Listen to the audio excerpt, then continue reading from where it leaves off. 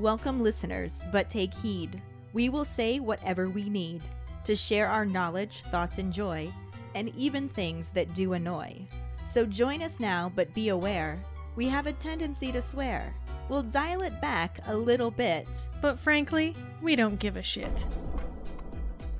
Welcome to Just Keep Rowling, a Harry Potter book movie compare and contrast podcast. I'm LN, my co-host is KT, and yes, I just discovered that you can spell both of our names with 2 letters. I can also spell mine with a letter and a number, so there. Aren't you just so special? I'm so special, I'm gonna just keep rolling into the Rolling Rehash. Last week we covered the second half of Chapter 4, Number 12, Grimmauld Place, and the somewhat corresponding film scenes. Harry wants answers more than he wants to yell for once. Movie Ron is in denial about his feelings for Hermione's cat. Percy became more of an insufferable prat over the summer. Ginny's knowledge of imperturbable charms and dung bombs catches her brothers by surprise. Molly has had it with Fred and George's shenanigans. Hermione's pleas for spew continue to fall on deaf ears. And, speaking of ears, someone should really check on Ludo Bagman. During episode 123, Caught Dung-Handed, our Potter Pondering was, what do you think went through Sirius's head every time Snape spoke? Hola, it's Quincy. So, I'm not going to rant on this one, but I do have a few ideas as to what Sirius was probably thinking every time that Snape was talking. Of course, one, he was calling him Snivellus all up and through and out his head. And then he was probably thinking, oh my gosh, can you shut the fuck up? Or, damn, I wonder when the last time this guy actually washed his hair. Or, does he ever get out? The guy is so damn pale. You know, random insults like that.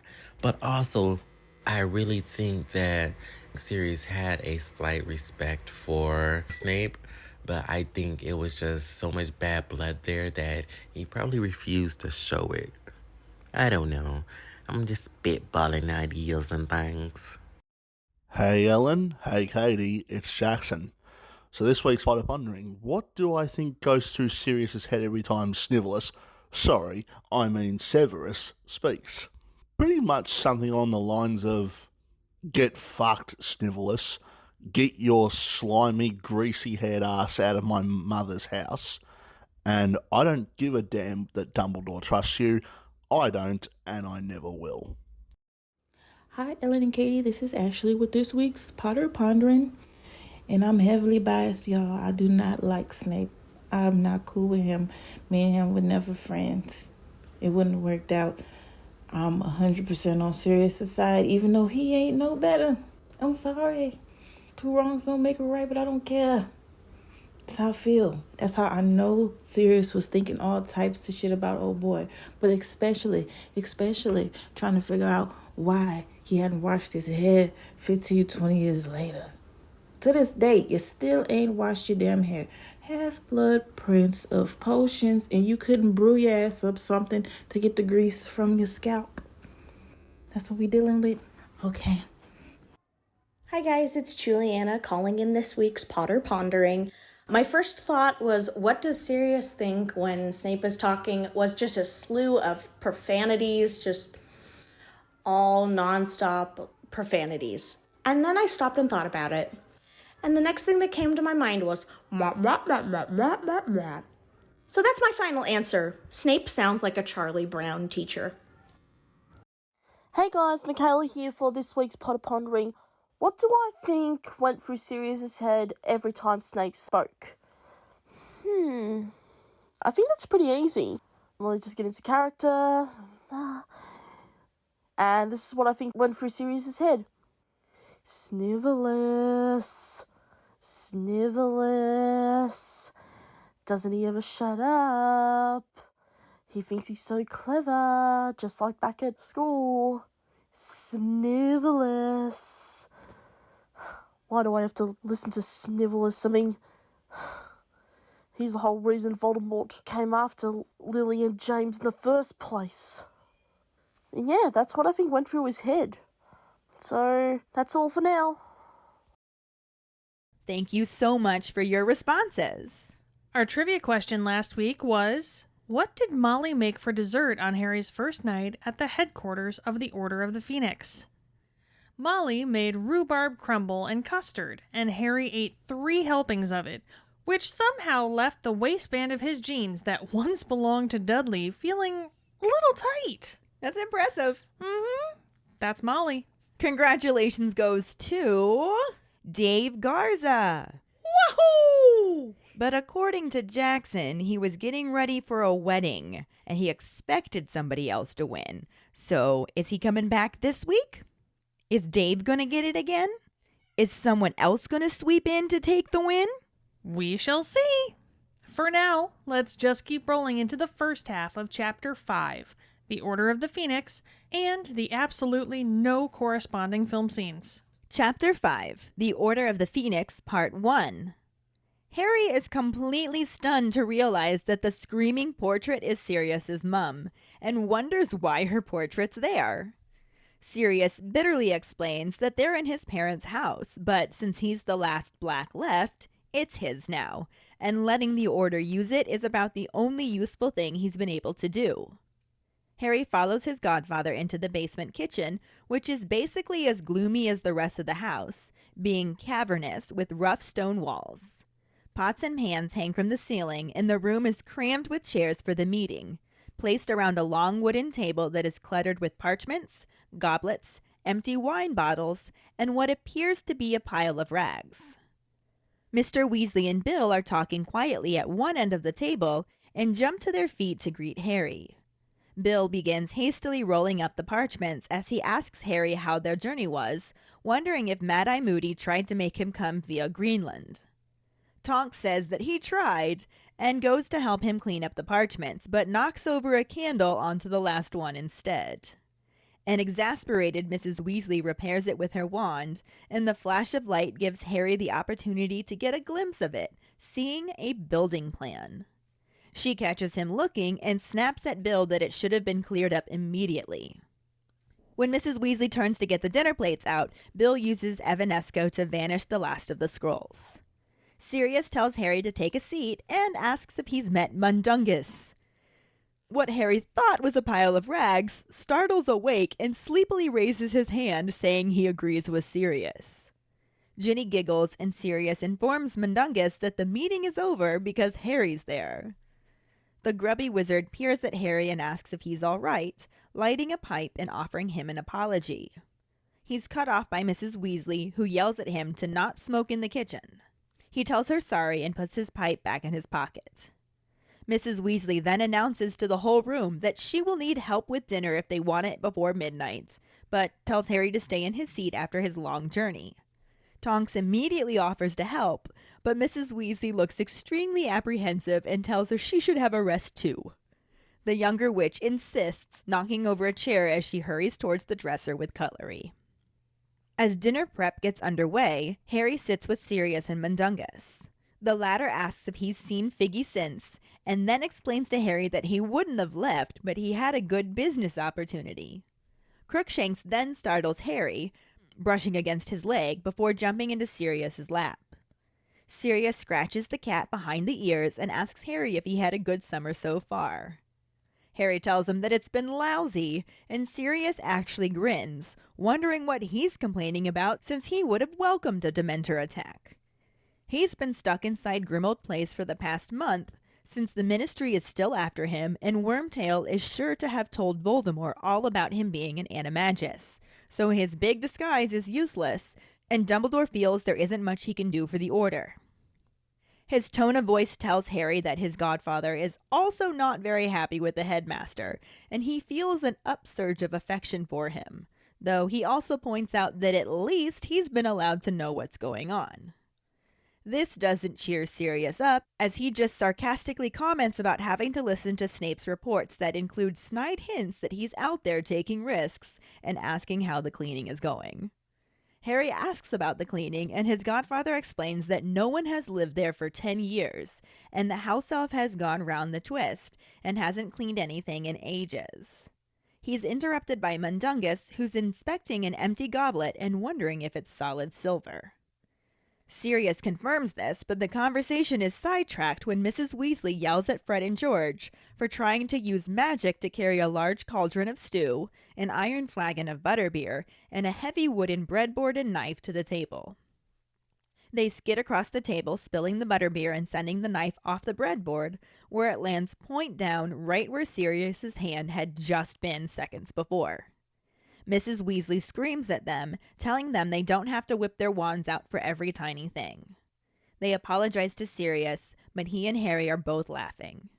Trying to defuse the situation, Mr. Weasley speaks up to encourage the twins to show some responsibility now that they're of age, but Mrs. Weasley is too fired up and continues lecturing them about how none of their brothers caused this kind of trouble.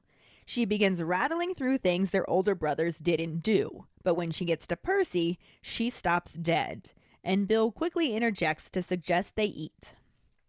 Lupin tells her how wonderful everything looks, and then the silence continues, aside from the scraping of cutlery and whatnot.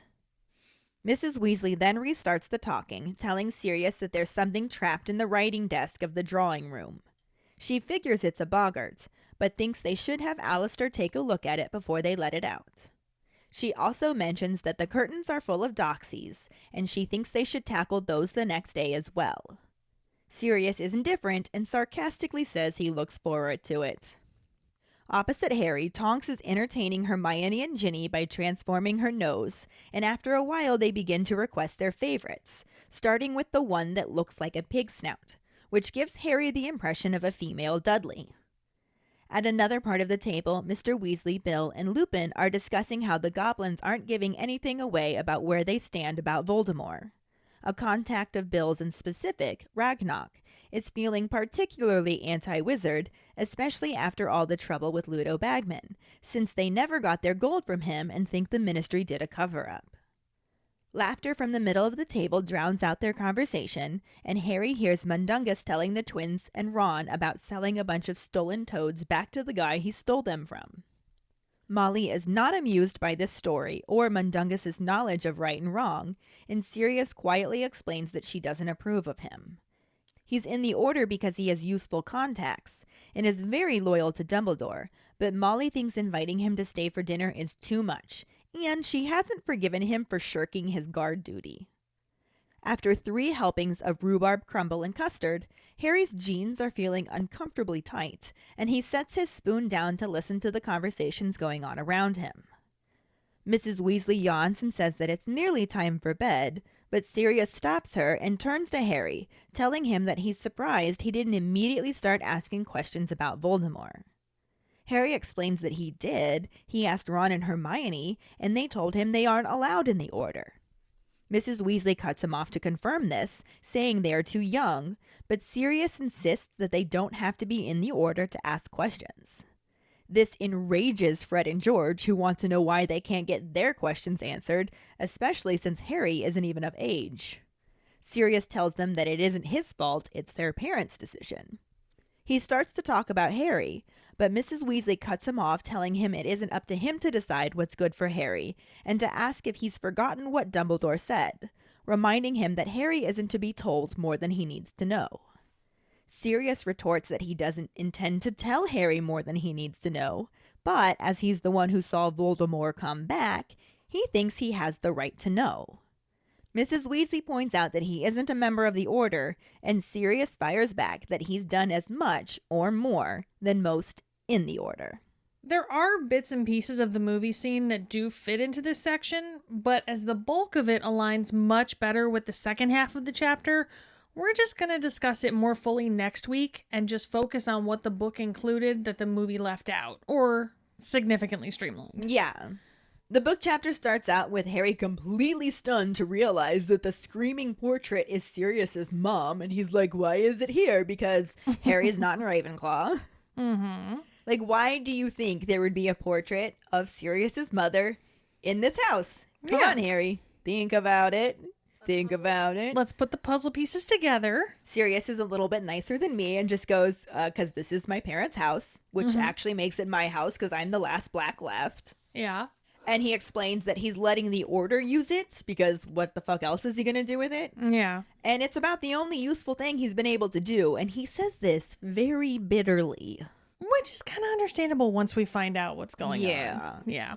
He leads Harry into the kitchen, which is, you know, just as pleasant as the rest of the house. I'm sure it is. Lovely. Mm-hmm. It's described as being cavernous with rough stone walls. There are pots and pans hanging from the ceiling, which, if it's cavernous, that kind of makes me wonder how they can reach them, but I guess magic. Yeah. And then there's a big wooden table in the middle of the room that's just completely crammed with chairs around it. Mm-hmm. Which obviously this is where they were having their meeting, and the Yeah. remnants of said meeting are just strewn all over the table. So there's parchments, there's wine goblets, empty wine bottles, so they know how to have a meeting. Yeah. It's a good meeting, guys. And Harry also sees what he thinks is a pile of rags just randomly on the table. Sure. Like you do. As they walk in, Mr. Weasley and Bill, who were talking quietly at the other end, notice him and immediately jump to their feet to greet him because, like we said in the last episode, everyone's dying to see Harry. Mm-hmm. Yeah. It is not just Sirius. Bill and Arthur are happy to see him too. Yeah. And Bill starts hurrying to clean up all of the leftover parchments and kind of distracts Harry from what he's doing by asking him how the journey was and if Mad Eye tried to make him come via Greenland. He did, in fact. Pretty much. That's exactly what Tonks says too. She's like, he tried.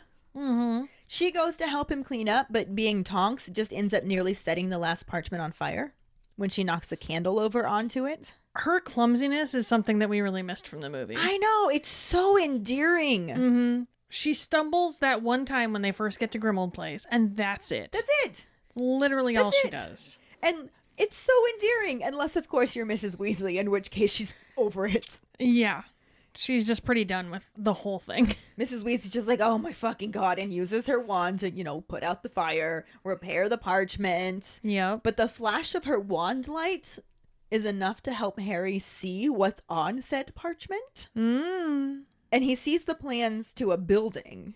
Some schematics, if you Some will. schematics that Mrs. Weasley catches him looking at, and then, of course, she turns and snaps at Bill. You can tell that Mrs. Weasley is stressed. Oh, she's had it up to here. Because she's snapping at people. She's done with Tonks's clumsiness. Mm-hmm. It is just... Well, she misses her house. Yeah.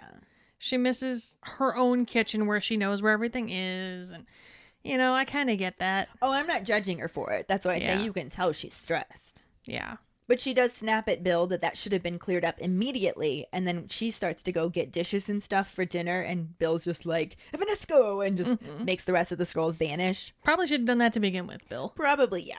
But you're adorable, so we'll forgive you this time. And then Sirius tells Harry to take a seat, asking him if he's met Mundungus and gesturing to the pile of what Harry thought was rags. Yeah, exactly what you would think from someone named Mundungus. Right?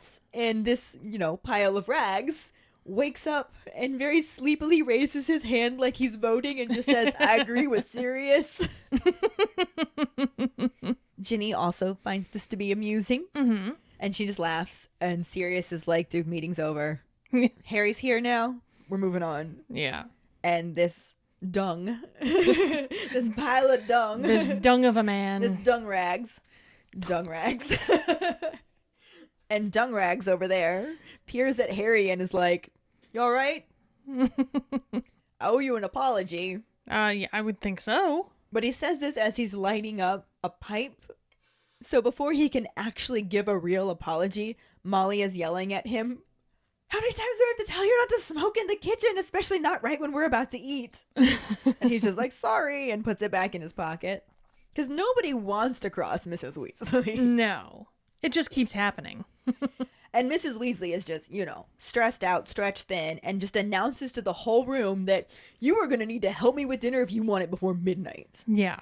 And Harry starts to get up, but she's like, no, Harry, not you. And it's the same exact thing where she snaps at everybody else. No, Harry. Yeah. No, Harry. Oh, Harry, dear, sit back down. Sit back down.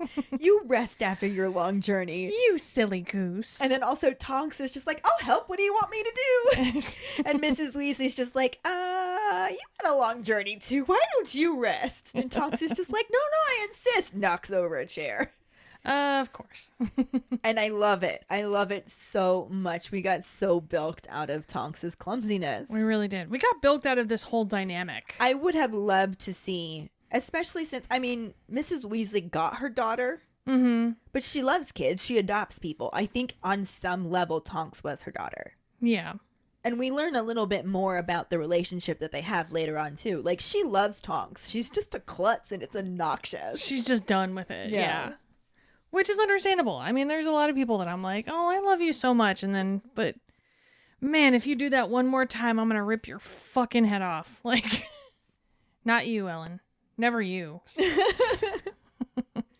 But anyway, as they all start prepping for dinner, except for Harry, because he is told to continue relaxing, and then obviously Sirius and Mundungus because they're sitting with him. Sure. Mundungus is like, have you seen old Figgy since that night? And it's like, I wouldn't have left, but I had a good business opportunity. So his apology's still not great. No. It's a pretty shitty apology. Yeah. It's more of an excuse. Yeah. Definitely. But before Harry can say anything, really, he's startled by Crookshanks brushing up against his leg, and then the cat jumps into Sirius's lap. The closest the movie got was having Crookshanks eat the extendable ear. And that didn't happen in the book at all, because Crookshanks isn't a menace. Like I said last week, Crookshanks got redeemed. But the ear thing, though, cats play with shit that's dangling. Yeah, they do, and that was funny, but it didn't happen in the book. Crookshanks are just looking for scritchins. Oh my god. Scritchins? Scritchins. Okay. And Sirius obliges, giving him some ear scritchins, and asks Harry if he's had a good summer so far, which, what the fuck, Sirius? What do you really think the answer to that question is going to be? I mean, comparatively, though, Harry has had a slightly better summer than Sirius has. Yeah, but Harry's not going to be like, wasn't as bad as yours, man. Well, no, I know that, but I mean, maybe he was just hoping, or maybe he was just looking for Harry to commiserate with him. You know what? Let's go with that. You know, misery loves company. Because Harry does actually go, it's been lousy, thanks. But Sirius is like, personally, I would have welcomed a Dementor attack. And Harry's like, what? Seriously? He goes, yep, that's my name. Don't wear it out. Oh my god. Ellen! We've done so well avoiding those. But it was there. Moving on. But Sirius explains that he's been stuck inside Grimmauld Place for the past month. Since the Ministry is still after him, he can't just go outside. And even though he can turn into a dog, at this point, Wormtail would have told Voldemort. Yeah. So all of the Death Eaters are going to know, and it makes his big disguise pretty fucking useless. Mm-hmm. So Dumbledore's just like, sorry, man, there's not much you can do, but thanks for the house. Yeah. Good on you, guy. Hey, can you help clean, too? Oh, he can. And he will. And he does. But the tone of his voice clues Harry into how he feels about the headmaster at the moment. And he just has this like, oh, kindred spirit. We're both pissed at Dumbledore right now. Mm-hmm. We both have our issues with our other daddy. But Harry also points out that at least Sirius has been allowed to know what's going on. Which Sirius could be like, yeah, well, at least Harry's been allowed to leave the fucking house. Yeah, I feel like they both have their arguments. Yeah.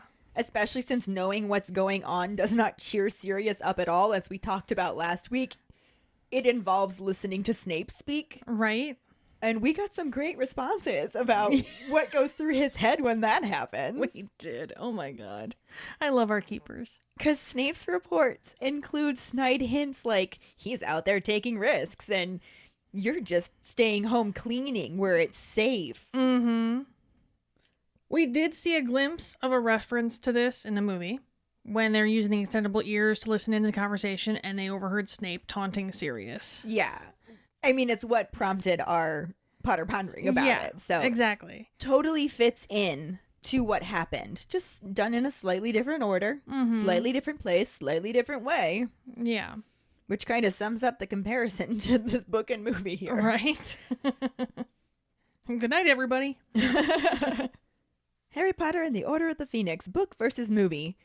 Pretty similar. Left some things out. Slightly different order, slightly different way. Streamlined. Bye, y'all.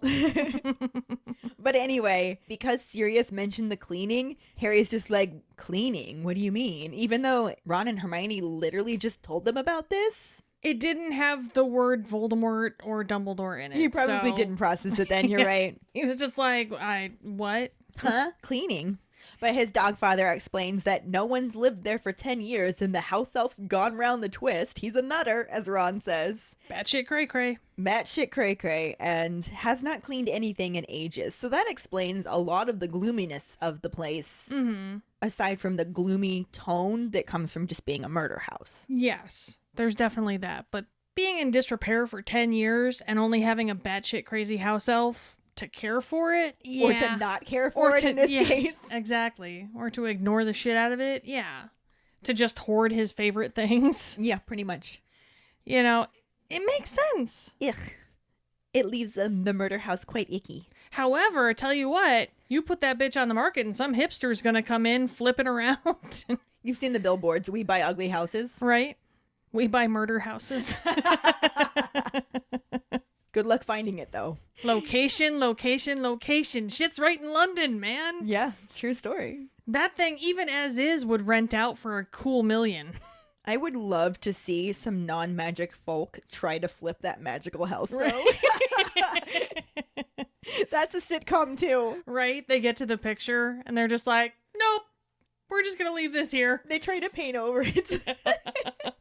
Is that painting of the tree screaming? But anyway, the conversation about cleaning is interrupted by Dungrags. Good old Dungrags. That's what I'm going to call him from now on.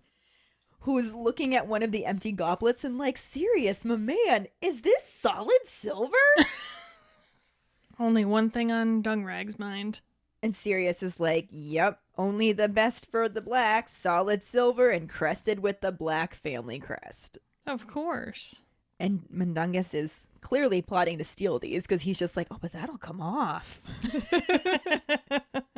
And then this conversation is sidetracked when Mrs. Weasley has to yell at Fred and George for trying to use magic to carry the large cauldron of stew, an iron flagon of butterbeer, and a heavy wooden breadboard complete with knife to the table. So they're just magically floating it across the kitchen to the table. Y'all, maybe just carry the knife. Maybe. Just saying. But they didn't. No, not so much. And this is what the movie was referencing when they apparate in behind Molly and scare the shit out of her in the previous scene. And she's like, just because you can use magic now does not mean you have to whip your wands out for everything. Yeah, and I'm really glad they included it because that line is basically word for word from what she says in the book. It's a little different, but it's the same. It's a ding. A definite ding. Except for how it happened. Yeah. So I'm glad they included it, but I think it makes more sense in the book because they lose control of everything and it skids across the table, spilling the butterbeer everywhere, and the knife flies off of the breadboard and lands point down in the table right where Sirius's hand had been just a second before.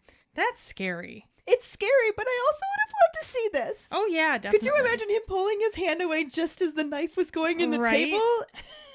That'd have been perfect. But I feel like that makes more sense because she yells at them for whipping their wands out for every tiny thing. And apparating doesn't require you to whip your wand out. Well, that, and they were purposely doing it to scare her. Like, that was completely on purpose. Yeah. They weren't just being lazy and being like, I don't want to go down the stairs. I'll just apparate down. Like, no, they wanted to piss her off. And it worked. Right. But it's not the same situation at all. I will say, though, that is all the evidence I need right there to explain as to why they did end up in Gryffindor when I think they should have been Slytherin. Because it is brave as fuck to deliberately piss off Molly. Well, you gotta get along day by day somehow. Yeah. In Grimmauld Place. But anyway, as the knife nearly stabs Sirius's hand, Molly screams at them, saying the line about not having to whip your wands out for every tiny thing. Mm-hmm. Yep, hefting. Yep, hefting for sure. The twins then apologize to Sirius, but he doesn't care. He and Harry are just both cracking up over it. Yeah.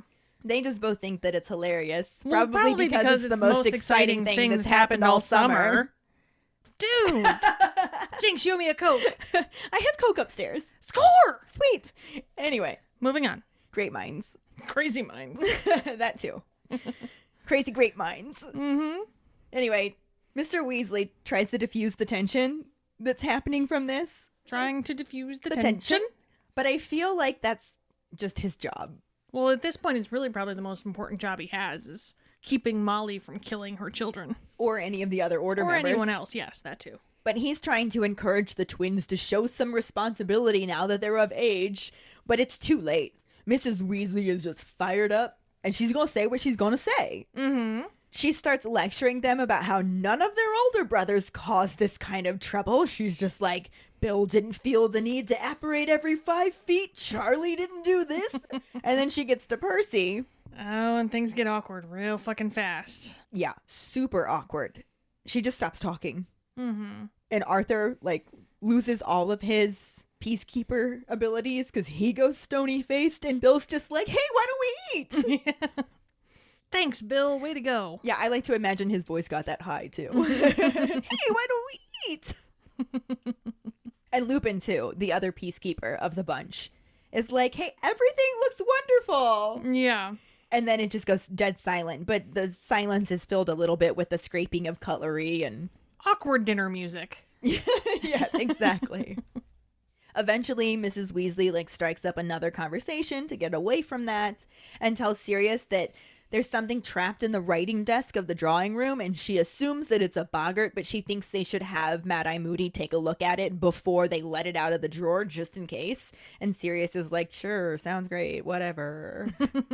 Can't wait. Yet again, something I actually can't really do. She also tells him that the curtains are full of doxies, and she thinks that they should tackle those the next day. And Sirius is like, awesome, look forward to it.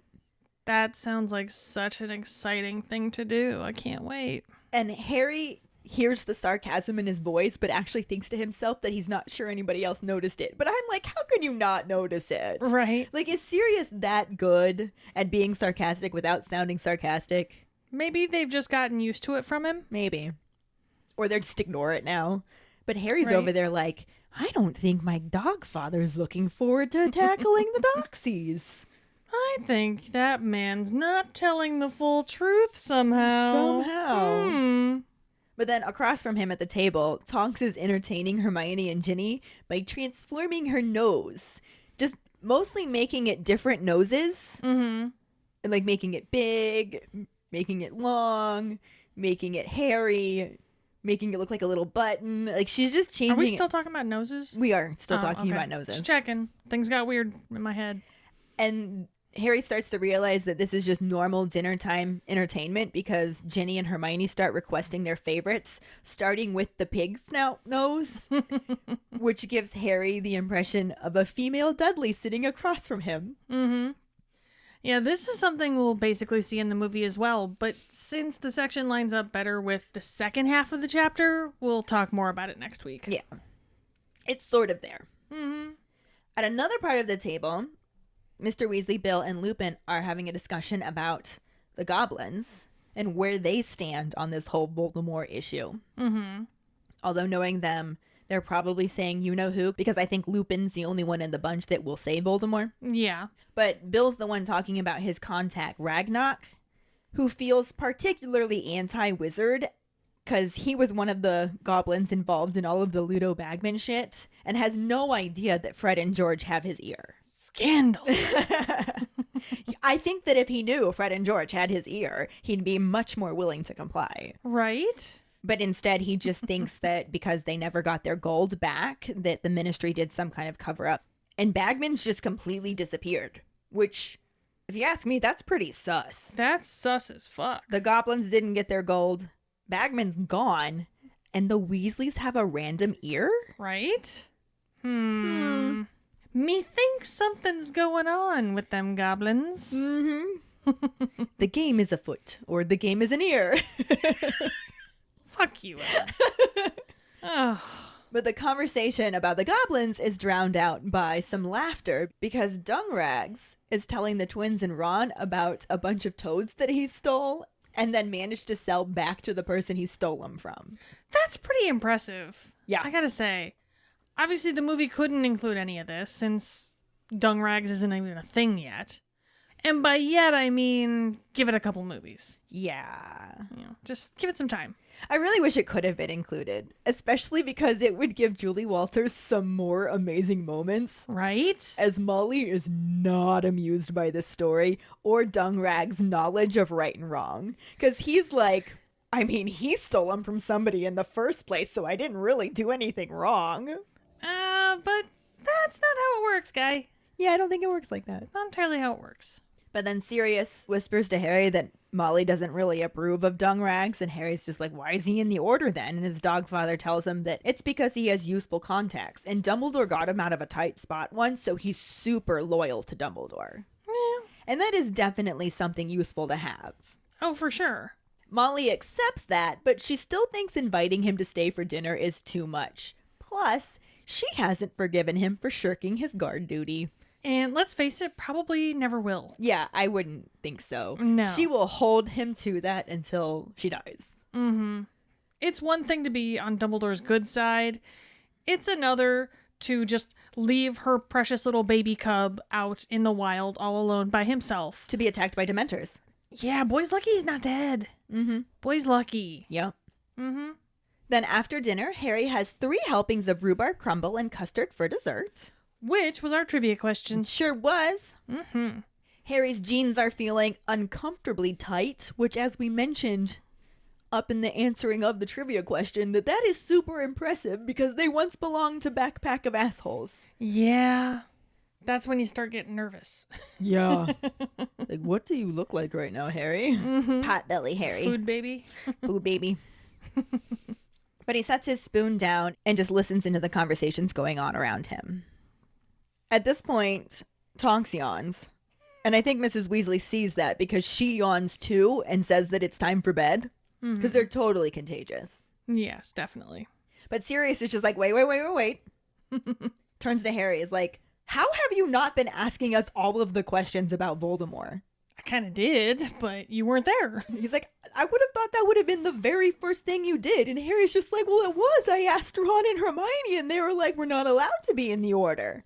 And Mrs. Weasley's just like, damn straight you're not allowed to be in the order. You're too young. Mm-hmm. And Sirius is like, you don't have to be in the order to ask questions. Molly's got to be like, shut up. That's basically what Sirius, happens here. Shut the fuck up. Ixnay on the Ishensquay. Actually, this also pisses off Fred and George, who are like, what the fuck? Why can't we get our questions answered? We've been asking you questions for a month and you won't answer any of them, and Harry's not even of age. Mm-hmm. And Sirius is like, well, that's not my fault. I don't make the decisions for you. That's your parents' choice. That's on them. But with Harry... And Mrs. Weasley's just like, it's not up to you to decide what's good for Harry or not. Have you forgotten what Dumbledore said? We're not supposed to tell Harry more than he needs to know. Who's to say what Harry needs to know, though? Apparently Dumbledore is. Apparently. And Sirius is like, I'm not talking about telling him more than he needs to know. But he is the one who saw Voldemort come back. I think he has more right to know than most people here. Mm-hmm. Most people anywhere. Yeah. Mrs. Weasley's just like, hello, he's not a member of the order. And Sirius is like, well, yeah, but he's done as much or more than most of us in the order. Mm-hmm. More than you, Molly. More than you. Oh, fighting words. He didn't actually say that. I just kind of think he was thinking it. I know, but it would be fighting words. Yeah. They're totally fighting. All right. And we're going to cut the chapter here because it's starting to get more into the details that the movie did include. So we'll talk about the rest next week. Yeah. And like we were saying, Molly and Sirius are like constantly butting heads with one another. Mm-hmm. Well, you have the one that usually runs the house and the one whose house it is. So yeah, there's some awkwardness going on. Too many cooks in the kitchen, if you will. And then on top of that, she kind of views Sirius the same way she views dung rags. Yeah, I can see that. And that sucks for Sirius, because... It's not fair on Sirius. That's not fair at all. And then next week we will, it's not in the movie scene, but it is in the book chapter. We get a little bit more information on why she thinks that about him. Mm-hmm. And the movie didn't really include any of that. Which, yeah. like I said, we'll talk about it more next week. This is just so much detail. Mm-hmm. Some backstories, some amusement, some setting up for future things. Yeah. That wasn't included in the movie. And we don't want our episodes to be 2 hours long, so we had to cut it somewhere. Right? And, I mean, it would have been great to have it all in the movie, but it just wasn't. And that sucks. It does suck. I maintain that if they do ever decide to remake it, should be a television series. I agree. I definitely agree. And I even know then there will be differences. Mm-hmm. Because you can't translate everything from literature into film the same way. You just can't do it. Yeah, it doesn't work. Right. So I get that things are going to have to be changed and things are going to have to be left out. Things may even be slightly reordered. Mm-hmm. But this was significant. Yeah. A lot of these things were maybe not all the way to the end significant, but they were significant in this moment. Right. And that's why it's so irritating. And we haven't even gotten to the tough chapters yet. No, not at all. It is something else. It is something else. Mm-hmm. Definitely. But we're still going to keep rolling. Like we do. Like we do. And as there are no movie sections, we don't have actors to talk about. Mm-hmm. So we're just going to roll right into our Potter Pondering, which is, who do you think had a worse summer? Harry Potter, who was stuck at Privet Drive with no news and a Dementor attack, or Sirius Black, who was stuck at a murder house? Find the post on our Facebook page and share your thoughts, or call us at 216-526-6792 and leave your response as a voicemail. Make sure you start off telling us your name and then go into your answer. You can also stitch us your response on TikTok. We really look forward to reading, hearing, and seeing them. Mm-hmm. This will bring us to our Sorting Hat story, which is from Callie Waters. Yay! She writes, I am a Ravenclaw. My wand is made of cypress, 11 3/4 inches with a phoenix feather core, and my Patronus is a dolphin. I have always loved Harry Potter thanks to my mom. She was the one who got me into it. She gave me the books she had and bought the rest of them as they came out. I think the first or second movie is my favorite. It's when the magic was new and exciting for the trio, and my go-to movie when I'm sick or had a crappy day at work. Aww, I love Callie. Thank you so much for sharing your Sorting Hat story with us, Callie. Yes, thank you. And if any of you other keepers out there listening would like us to read your Sorting Hat story on a future episode, you can email it to us at justkeeprolling@gmail.com. Let us know your house, wand, Patronus, how you got into Harry Potter, and anything else that you might want to share with us. Or you can message it to us over social media or leave it as a comment on our Sorting Hat Saturday post. This week's trivia question is, where does Kingsley Shacklebolt lead the Ministry to believe that Sirius has been hiding? The first one who responds with a correct answer in the code word #RealAsset will get a sticker. Another way to get a sticker is to rate and review us through iTunes or Facebook.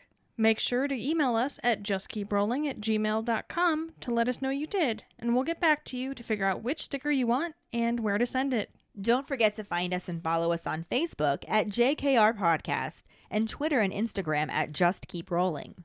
Following us on Podbean at justkeeprolling.podbean.com will get you the episode as early as possible and give you a leg up in answering the trivia question.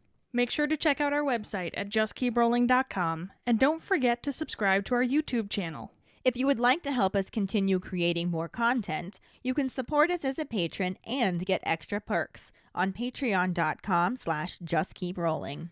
As always, any support you can give is greatly appreciated. And join us next week when we talk about the second half of Chapter 5, The Order of the Phoenix, and the corresponding film scenes. Thanks for listening. We hope you hear us again. I'm Katie. I'm Ellen. Until the next time, Just keep rolling.